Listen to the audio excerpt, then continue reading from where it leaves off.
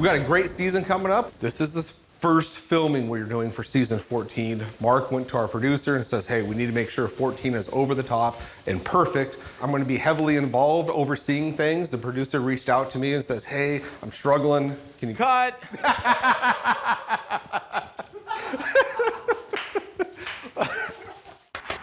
They're coming to get you, Barbara.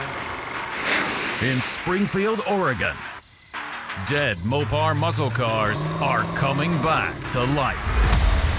Restored by Mopar master Mark Warman.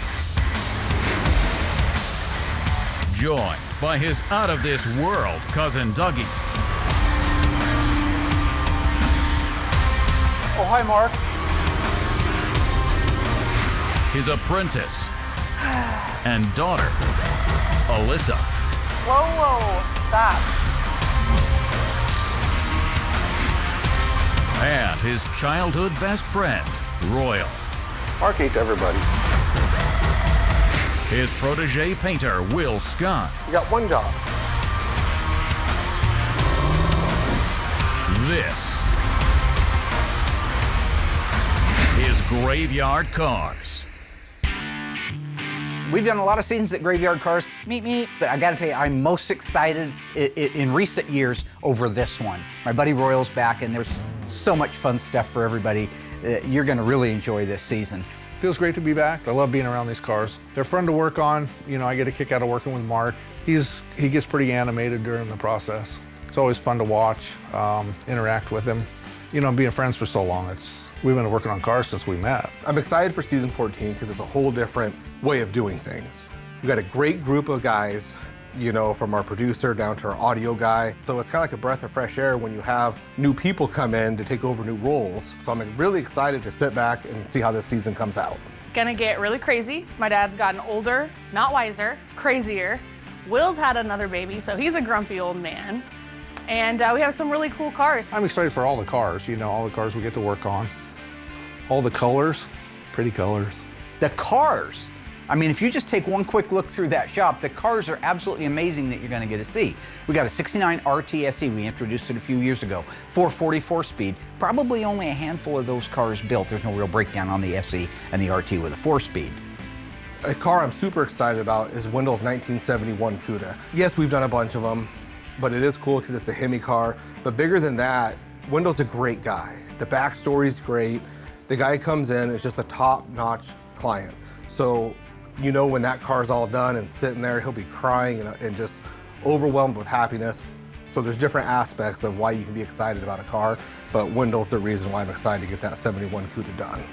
We've got Miss Beautiful, lovely, and very patient Cindy D'Agostino's 1970 Challenger RT, plum crazy white top, white interior, white longitudinal stripe. Our Daytona that Tony and I fought back and forth whether to restore, well, it's restored. We have a few items to put on it, and it's ready to go home to its owners. We have a 1970 Cuda here that's Panther pink. Kind of sucks that we're not doing the actual full build on it, but we're doing the body and paint. And I'm super excited to do this car because A, it's my favorite color, and B, we've never done it. I've never sprayed it, we've never produced a car, so I'm hoping when that car comes through, which it's really close, Mark can convince the owner to let us just finish the car and build it out. For those of you who have been watching back in season 2, our 1969 and a half Dodge Super Bee, 440 6-pack, 4-speed Super Track Pack car in F6 green goes home this season. The 69 GTX is finally going away. That's the blue on blue car, 440 Super Commando. We also have a 1970 Barracuda Cuda Tribute car, 446 barrel Silver Sport 6-speed transmission. One of our few A-bodies, the 69 Cuda 383 4-speed A57 car, is waving bye-bye to Graveyard Carz this season. And 25 other cars throughout the body and the paint shop that are in different stages of progress. Doug's got 10 engines built out ahead of the cars coming through. Another cool thing about season 14 is we have a new producer, but he's got no fresh ideas. So when I'm sitting there trying to help the guy out, he doesn't give me a chance. Yeah, right. So you want a full docket for Graveyard Carz this season? Just stay tuned. We got it, I guarantee it. Since the last time you saw us, we've even grown bigger. Graveyard Carz has really taken off. The lot is full of cars. We have, I think, over 50 cars that are completely disassembled right now, waiting to go through the shop, plus the 20 cars that are in progress at the same time. Now, what that equates to is space. When we moved in here, we had 18,000 square feet, give or take, and 3.5 acres. It's full. So now that we're disassembling all these cars and trying to get ahead of the curve so we can have the new parts ready to go on the cars when they come through the shop, we have to find space for them. So what I've invested in is these little 8-foot by 7-foot storage units, so I can put one car in one storage unit. I'm able to go 3 high with them. So I just took advantage of 20 feet in the air that I wouldn't normally. The body shop is full of cars in all different stages. You go from one end of that thing to the other, and you won't see that many good quality collectible Mopars anywhere else in the world in those stages. We want to continue to grow and get bigger and faster, and to do it, we have to be organized. That's what you see at Graveyard Carz, and that's what you've missed since we've been gone. Hey, some things never change. Will said you were in here writing checks. Chromium dioxide. I'm really excited because my friend Royal's back. I haven't been this excited about working on Graveyard Carz in years, pretty much since he left. I was just telling everybody how we met. First time I met Mark was in junior high. I think we had a health class together. We met in junior high, Never remember? went to junior high together. Yeah, we did. No, we didn't. You get a little bit older, memories can get a little bit sketchy. I met you on the paper route that I got from Harding, right? I just wanted to get rid of my paper route so I could get another better paying job. I asked him, I said, well, don't you need some cash, some burners? And he goes, no, man, I need my space. How do you need space? I did not find a better paying job. My job after a paper route was at 7-Eleven putting groceries away. It's one paper route. It takes you an hour in the morning. I usually ended up eating my wages in red licorice, though. Yeah, but we went to junior high together because that's where we met, and then PE class, I believe it was. But the idea that Royals concocted that somehow we met in junior high and then just magically I get a phone call from the Eugene Register Guard and I meet Royal, and in my brain it's for the first time. Not delusional. What? You told yourself you weren't going to go down that road. He's your friend. You should listen to and yourself. He's back, and I'm going to listen to myself. I'm not crazy. I went to 7th and 8th grade at St. Alice. Good school. Then I went to Springfield Junior High, where I was picked on and tortured because of the tumor in my foot. Royal? Never went to junior high with Royal. Yearbook photo, Springfield Junior High, 1978. Where would you find something like that at? They didn't even have them. Oh.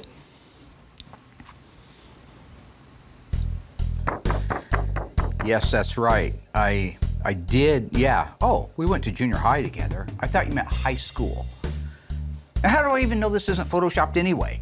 Photoshop wasn't around in 1978, Mark. Oh, there's Dawn. She was cute. Well, it's wonderful to have you back. We are jammed. Thanks. To the rafter. You see all those I cars? see that. I see all those cars out there. Your first task is I need to put some air in a tire and get Goldberg's car moved around here. After Mark had lost his dad, he quit, he dropped out of school while his dad was sick, and then right after that ended up having a tumor on his foot, so he didn't come back to school for a few years. There was a time when I didn't trust Royals. He did end up going and finishing at the community college. Got his diploma, could have walked with our class, chose not to. Mark's not really a people person. What? Now you will go straight to hell if you start making up stories. I'll see you there. I would cut class in the 10th grade and go over and work on motorcycles at his house, and then, naturally progressed right into cars. The cars that really have kept us friends. I'm glad to be back. Can you get Goldberg's car inside for me? I could do that right away. I just need some help right now. I'm getting ready. I've got a phone call coming in. Yeah, hang on a second. Cameraman cracked up. It's the kind of jokes I do. Spontaneous. Chevy Chase shit. So anyway, yeah, all right. You're probably right about how we met, buddy. Probably. And I never took any PE classes with you, so. Yeah, you did. Probably some other good-looking guy you're thinking of.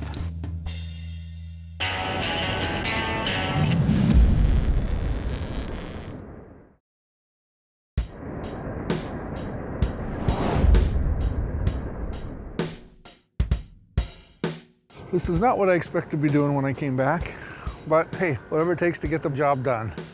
I am a good team player. I hope he remembers that. I hope he remembers that in my paycheck. Alyssa and I are getting ready to do an inspection on this 1970 Cuda 446-barrel 4-speed car. You recognize the car, right? Of course. Mr. Bill Goldberg's personal car that he sent to us a couple of years ago. Remember when it showed up? Mm-hmm. Yeah, a nice car. 9 years ago. Well, it's been about 2 years. Okay. Yeah. 446 barrel 4-speed. How many were built? 70 Cuda? 11? 904. Don't get me wrong, I love working with Alyssa and I love teaching her, but I kind of decided that she has what you call delayed learning skills. And if it was an automatic, how many would it be? I love this. This is fun. So he'll throw out questions for me when we're filming, and I've had no preparation at all. So I have no idea. I haven't looked up the fender tag or the build sheet, and I don't know. Maybe 400. 853. They went heavy on those. Okay. Yeah, they went heavier on.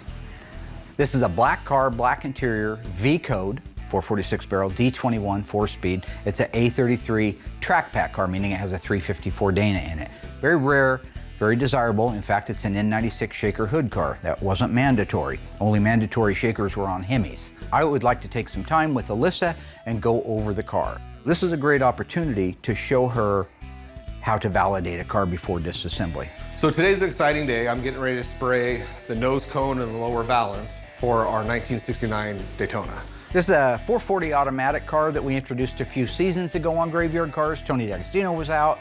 We looked at the car. We made a decision that we were going to restore it, but it was really a nice car to begin with. And it was a one-owner car, which is really unheard of too. That car is so close to going home. The only things that are left are a few interior pieces. I think the dash needs to be put in it. The seats need to be put in it.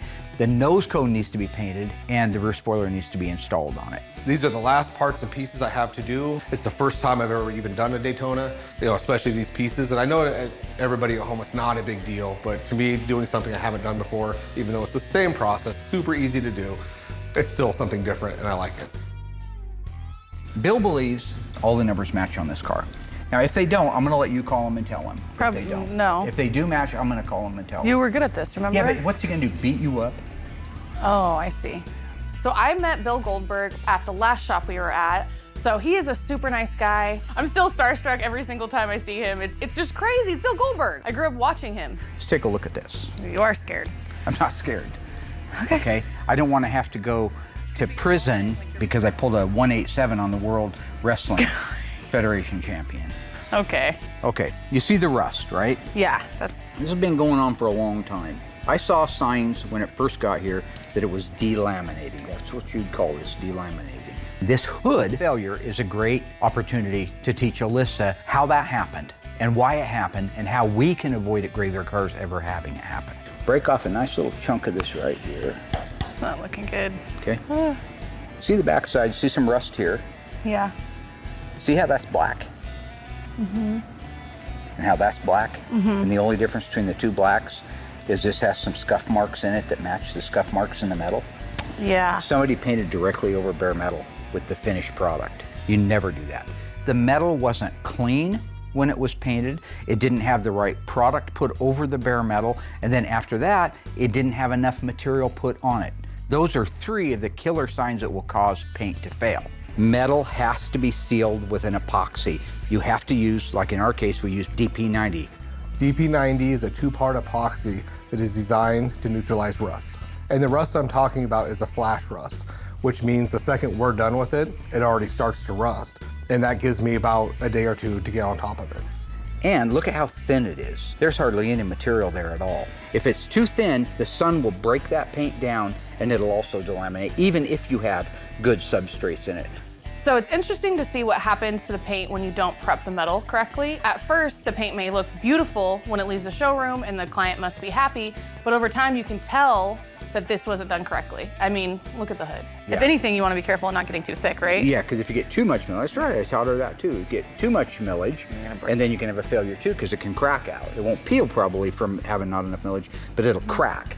Also, I noticed that there's like no shininess. Yeah, like it's matte all on the dull, top it's flat. Compared. Remember the black GTX that I did recently? I brought it in and buffed it out. We had detailed it. We had painted the car and restored it 13 years ago. I brought it in from setting outside and it looked like a sheet of glass. Yeah, it was beautiful. That's what you want to do when you're doing a car that's going to last a long time. I'm gonna go first, DP90 it.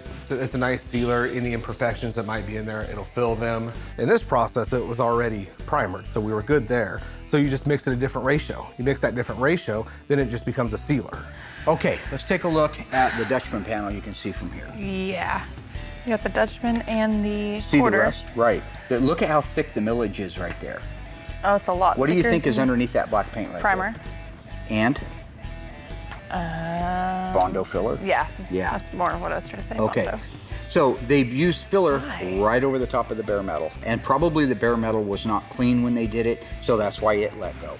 The metal underneath everything, the very raw metal, had filler put over it. That's what we have to do sometimes, folks. You may not like it, but the factory used filler and it's made for a reason. But it's still, the filler, just like the paint, has to go over fresh, shiny metal. It can go over the epoxy too, but what it can't go over is rust. Somebody did body work over rust. It started to rust, they moved it and smoothed it and made it all pretty, and then they went to their paint, and it probably looked great for 5 or 10 years, but it will fail. When you get metal clean, it comes back from the dipper, and you Scotch-Brite it, and you use a wax and grease on it, and it's shiny and beautiful, you gotta protect it that minute. You don't get to come back the next day. The minute bare metal is exposed, it starts to flash rust. And then at that point, I got about a day to get on top of it and spray it. And that's what's great about the DP90. So if you walk out there and you see bare metal sitting out there, you slug somebody right in the neck. Okay. Take out a collarbone. You ever had a collarbone busted? No. Yeah, me either. When you see Will working on something, when you see Will painting something, you know that that metal was cleaned. It was cleaned with the proper cleaners. That to avoid a millage failure from not having it thick enough, that they count the number of coats that they put on, they follow the manufacturer's recommendation for it. And at the end of the day, when you see that paint laid out, it's not just beautiful, but it'll also last a lifetime. So I did 3 or 4 coats of the Hemi Orange, the EV2. And then at that point, you just hang your gun up and walk away. I'm not sure if it's a part that we're gonna cut and buff. I'm hoping we're not, because it gives it that real feel to it. We didn't cut and buff the spoiler, so I'm hoping we're not gonna end up having to cut and buff the nose, but it has a real great factory look to it. Now that that's completely wrapped up, I am done with the car. And that's exciting because I can move on to the next, but then I also get to sit back and watch Justin build this thing. You know, those nose cones, there's just a lot of moving parts and pieces to them. It's not easy, it's a pain in the butt to work around, but as far as the paint and body side go, we're done with that car and we can jump on now.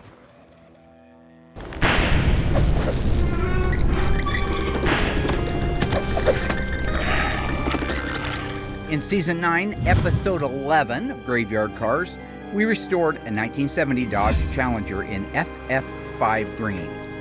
It had sales code A47. What does that sales code mean? Is it formal roof, power seats, rear window defogger? If you think you know the answer, stay tuned after the break. We'll let you know how you did.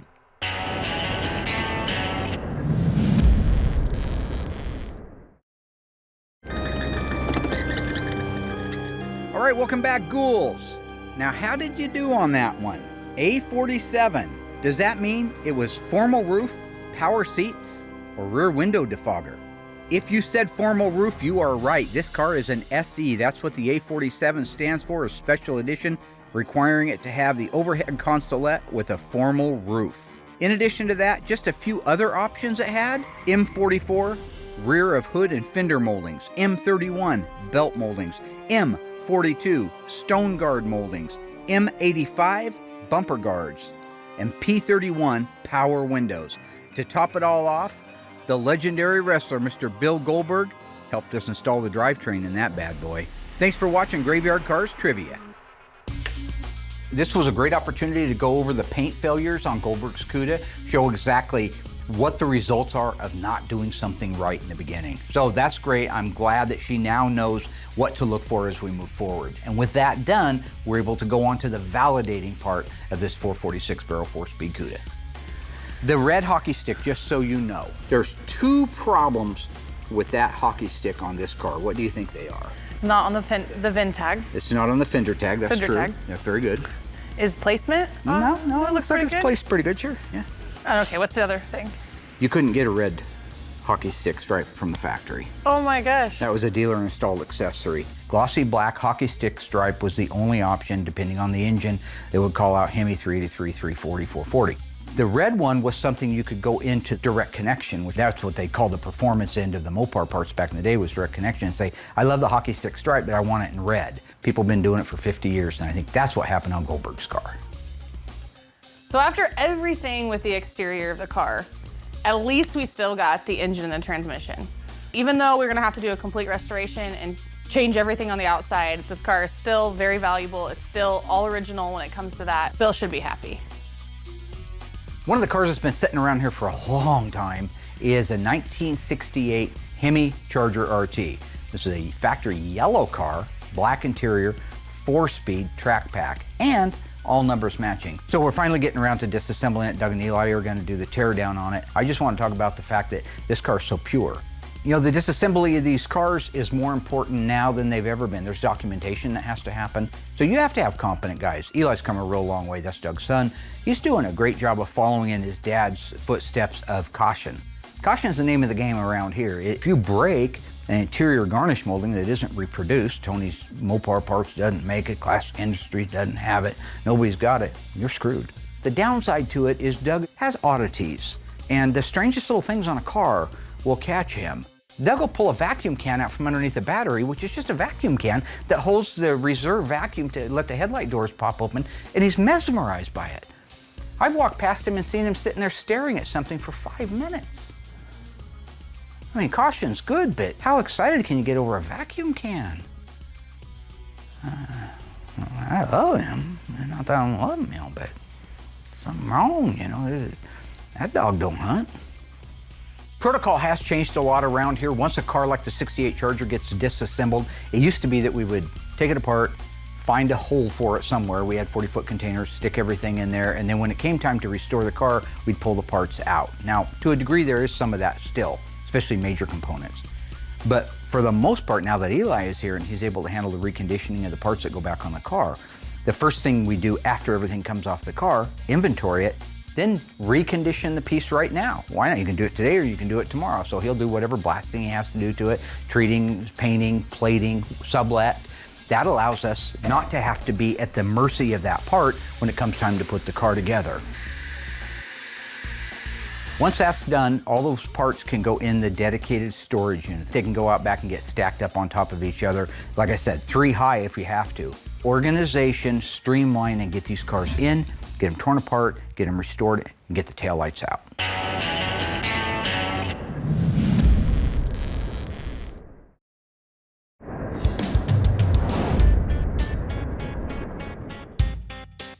I believe wholeheartedly this car is a real V-code car. And when you start at the very back of the car and you work your way to the front, you'll see the correct E-body Dana with the correct tags on it that looks like it's been in there its entire life. Can you make that out right there? 3.54. Okay, it's 354 Dana. This car is a 354 A33 car. It's a 4-speed car, mandatory Dana on all 440 cars, whether it's 440, 446 barrel, or also mandatory on the 426 Hemi. Whoever did the restoration years ago never pulled that rear end out. And it looks to me, looking at that DNA, look at the rust and the crust, how long that looks like it's been in there. It's not a transplant, there's nothing weird. But it helps me now because it doesn't have a bunch of aftermarket fasteners holding it in place where I have to scratch my head and say, well, now is that original or not? That rear end's been in there. Notice the 11-inch drums because it's a drum brake car all the way around. See the front torque boxes in place, factory welds. Now, we've talked about torque boxes before. We'll just stay on an E-body right now. It is a piece of steel that ties the frame rail in the front to the outer rocker to the side of the firewall. And then on the rear, it connects the rocker to the frame rail to the leaf spring perch. Other torque box right here. If you had a 440 E-body with a 4-barrel, 446 barrel certainly goes without saying, or the 426 Hemi, you are guaranteed these reinforcement torque boxes. It just gives you that extra reinforcement to keep the car from twisting. And see the captive washer style nuts? Those are all factory. Reinforcement for the leaf spring hanger. Look up in there, see that plate?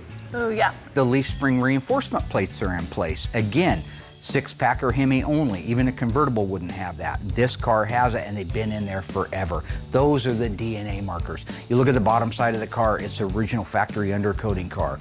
It's obvious that the undercoating is original. You work your way forward, that car is pure and clean. I believe the body started life as a real 446 barrel car, or at least a 440 car. The fact that I've got a fender tag and the original hump is in the floor and I know it's a 4-speed and the rest of the markers are there, that's what tells me this is a 446 barrel 4-speed 70 Cuda. Talk engine and transmission, I'll tell you one thing is that oil pan's not right. That's not the 7-quart deep pan. Okay. What? So, well, the engine's out of a 1969 Chrysler, a great big car. It's a CH43. Okay, it's not even an HP engine. It's a regular 350 horse. So that means... So that's not the original engine.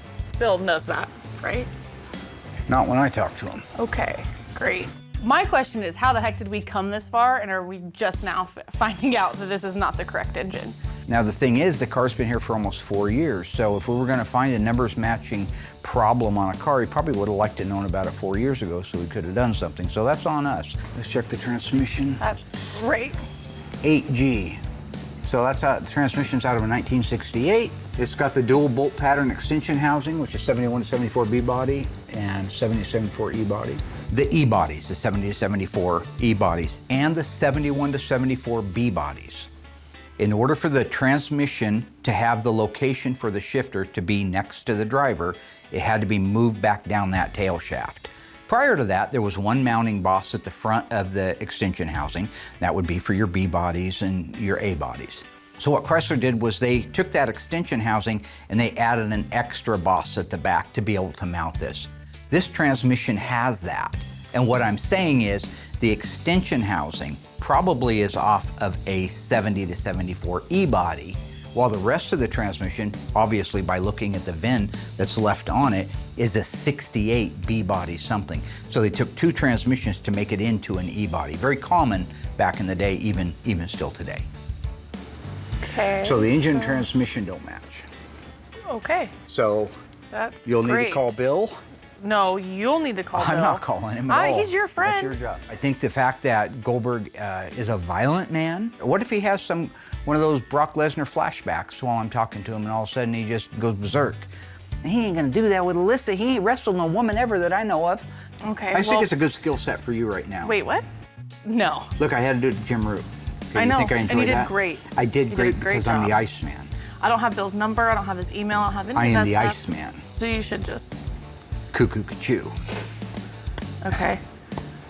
So you could probably find the original engine, maybe? Maybe? No, but I happen to have some F440 HPs that would be perfect for it. Plus, I have Yeah, an okay, 18 that's good. spline 4-speed. I'm not gonna call Bill. So that's just, it is what it is. I'm not doing it. And I'm getting a little too old and fragile to have my face drop kicked You shouldn't anywhere. act so tough when he comes around. I don't know. Huh? You're laughing at, camera boy. I'm not gonna call him.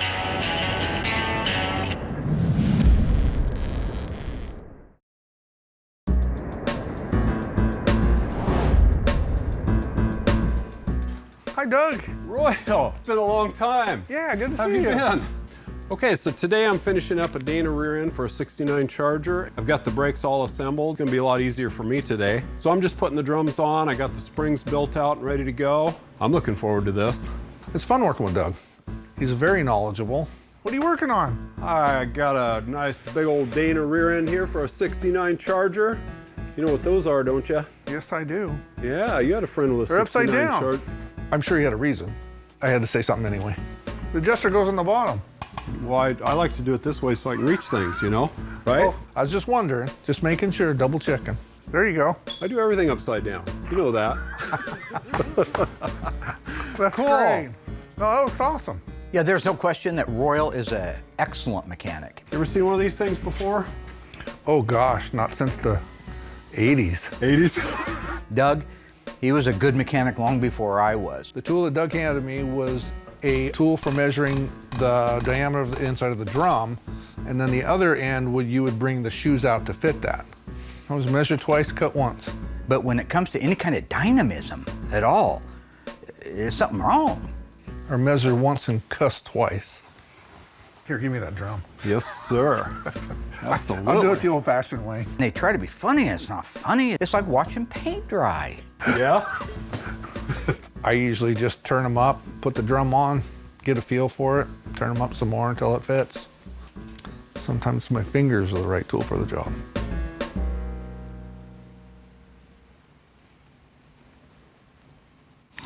Got it all propped up here so I can put my leaf springs on.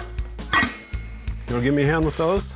Yeah, you bet. I'll bring one around. You know, do something. Snap the other one with a towel, insult him. A mama joke. Why you can't bring back a yo mama joke, right? Yeah, been a long time, hasn't it? How about this one? Yo mama is so fat, when she gets on an elevator, it's always going down. That's good, I made that up. Okay, so here's my passenger leaf spring. When we were working on these cars as kids, we couldn't afford all this nice machinery, so it was laying on our backs in a gravel driveway or under his carport, which was very uneven. Driver's side now? Yeah, this is the driver's side. Your mama is so ugly. Even Hello Kitty says goodbye.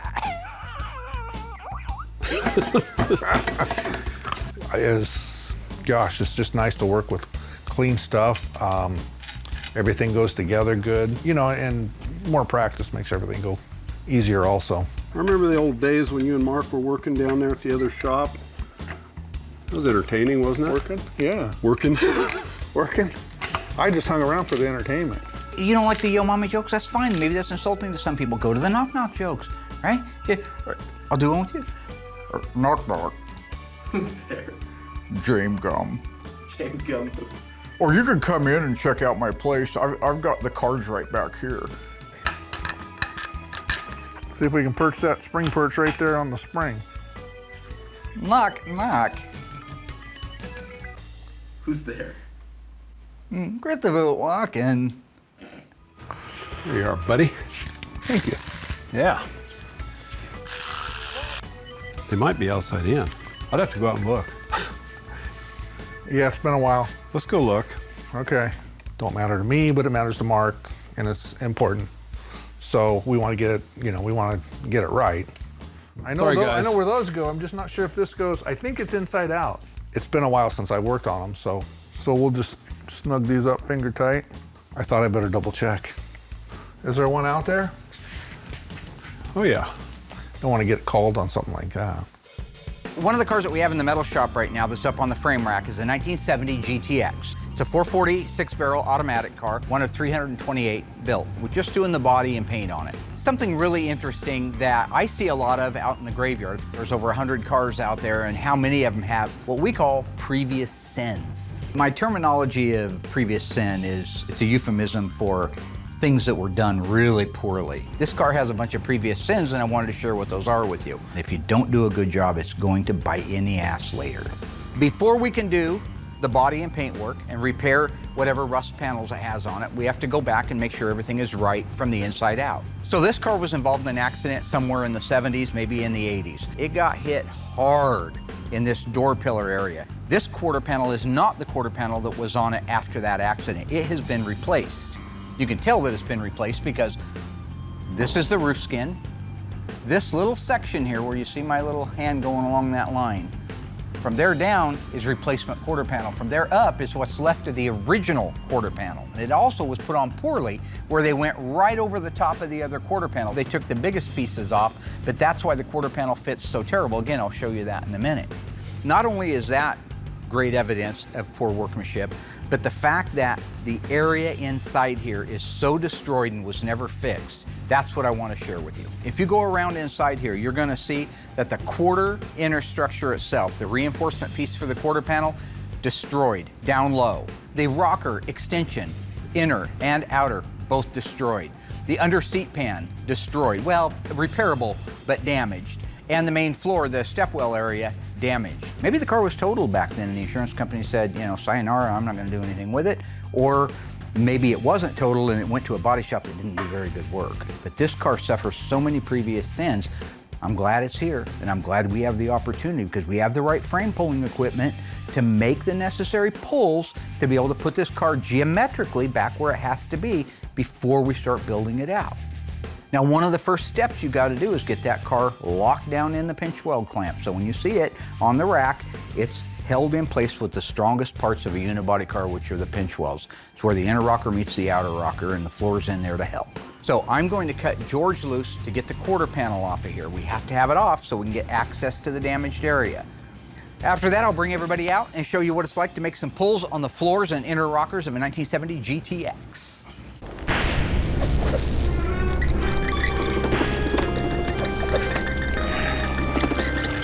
In Season 9, Episode 11 of Graveyard Cars, we restored a 1970 Dodge Challenger RTSE. True or false?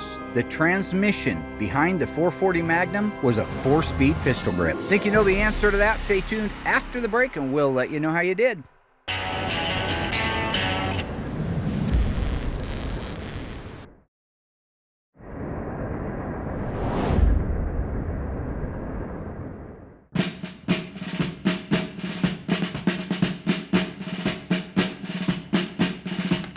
Defense calls Mopar Colonel Mark G. Warman.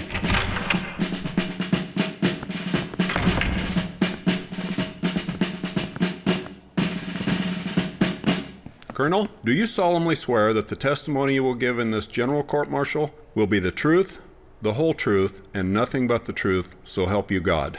Yes, I do. Would you state your name, rank, and current billet for the record, please, sir? Mopar Brand Ambassador Mark G. Warman, Commanding Officer, Graveyard Cars, Ground Forces, Springfield, Oregon. Thank you, sir. Would you have a seat, please? Mr. Ambassador, you said earlier that you ordered Scott not to order mixed number EV2. That's right. And Scott was clear on what you wanted. Crystal. Any chance Scott ignored the order? Ignored the order? Any chance he just forgot about it? No. Any chance Scott left your office and said, the old man's wrong? No. When Scott spoke to the platoon and ordered them not to mix the EV2, any chance they ignored him? Have you ever spent time in a mixing room? No, sir. Ever painted $1 million car? No, sir. Ever put your skills in another man's hands and asked him to put his skills in yours? No, sir. We follow orders, son. We follow orders or cars die. It's that simple. Are we clear? Yes, sir. Are we clear? Crystal. Mr. Ambassador, if you gave an order that the Tour Red wasn't supposed to be mixed, and your orders are always followed, then why would the color be made? Why would it be necessary to look up the formula? Will Scott was a substandard painter. He was being ordered to stand down because he didn't know... But that's not what you said. You said he was told not to mix the color. Yes, that's correct. But sometimes men take matters into their own hands. No, sir. You made it clear just a moment ago that your men never take matters into their own hands. Your men follow orders or cars die. So there should have been no chance Willie would mix that color, Mr. Ambassador. You snotty little bastard. If Scott told his men not to mix the paint, he shouldn't have been in any trouble at all. Scott ordered the Tour Red, didn't he? Because that's what you told him to do. And when it went bad, you cut these guys loose. You had the paint department sign a phony purchase order. You doctored the logbooks. You want answers? I think I'm entitled to them. Do you want answers? I want the truth. You can't handle the truth. Son, we live in a world that has colors. And those colors have to be mixed by men with paint guns. Who's gonna do it? You? You, Lieutenant Gambo? I have a greater responsibility than you can possibly fathom. You weep for Scott. You curse the industry. You have that luxury. You have the luxury of not knowing what I know. That Scott's court-martial, while tragic, probably saved time. And my existence, while grotesque and incomprehensible to you, saves time. You don't want the truth because deep down in places you don't talk about at parties, you want me in that booth. You need me in that booth. I use words like tint, hue, opacity. I use these words as a backbone to a life spent painting. You use them as a punchline. I have neither the time nor the inclination to explain myself to a man who rises and sleeps under the very spectrum of colors I provide and then questions the manner in which I provide it. I'd rather you just said thank you and went on your way. Otherwise, I suggest you pick up a paint gun and stand the post. Either way, I don't give a damn what you think you are entitled to. Did you order the Tour Red? I did the job you sent me to do. Did you order the Tour Red? You're damn right I did!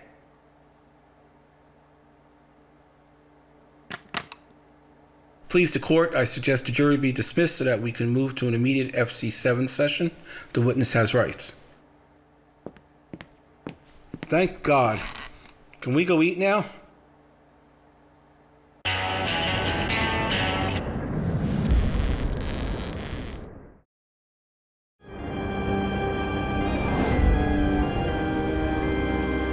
Okay guys, welcome back. How did you do on that one? R70 Challenger RT SE in FF5.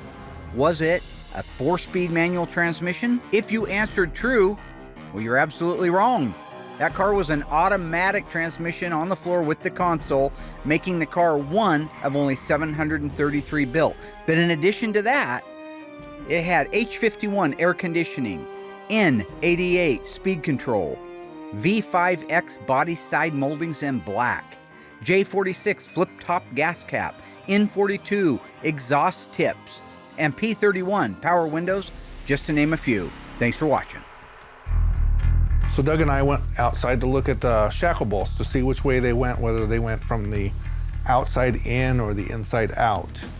Now, at the end of the day, I like to have a little bit of fun. I like to tease everybody. I mean, definitely Royal and Doug are a little bit like watching grass grow. But when it comes to being technicians, they're the best. Okay, we're done.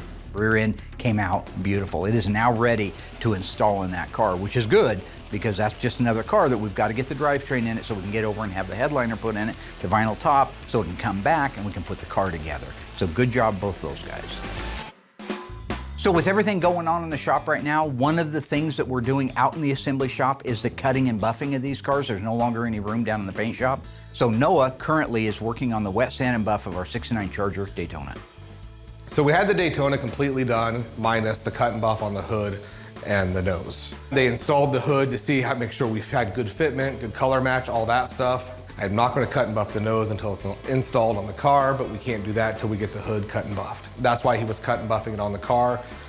It did solvent pop, and that's kind of a concern because that only happens for one of two reasons. Basically what happens is our polyurethane clears and our single stage concept paints, they have a lot of solids in them. As those solvents evaporate out of the paint, which is what they do, that's how it dries, it evaporates, it goes up in the air. If there isn't something pulling it off, they just drop right back down and they cause a little crater. I mean, I'm not trying to blame Will or throw him under the bus, but my guess is he might have gotten a little bit of a hurry or shut the booth off a little bit early. It can happen. Mark actually sprayed the hood and then shut the booth off too early. They are there and they are deep. I can't wet sand those out and buff it. At that particular point, you have to repaint the hood, and that's where we are on our Daytona. Some were deep, some weren't, so I gave the hood over to Noah. Try cutting and buff it, see if you can work it and see if it'll come out, because if it can, you don't have to repaint anything.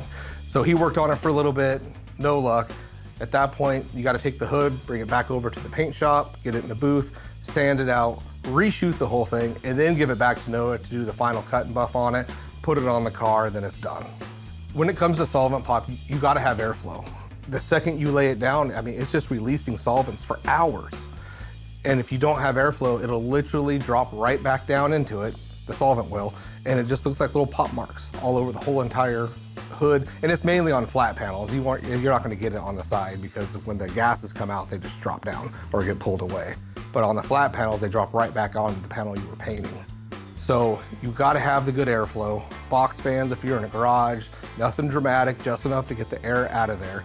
And if you do get it, sometimes it is minimal. You can cut and buff it out, but more often than not, you basically just sand it down and re-clear it. It seems like, you know, you can be done with the car and all your paint work's done, it looks great, but then you have the assembly side. But we won't mention any names. There's a ton of people on the assembly side. So right now we are on top of the world. It's just awesome to see the volume of cars that are moving through here. And I know in the past I've said that and you can jinx it. So the town's on fire? Didn't see that one coming. Didn't see that one coming. Armageddon.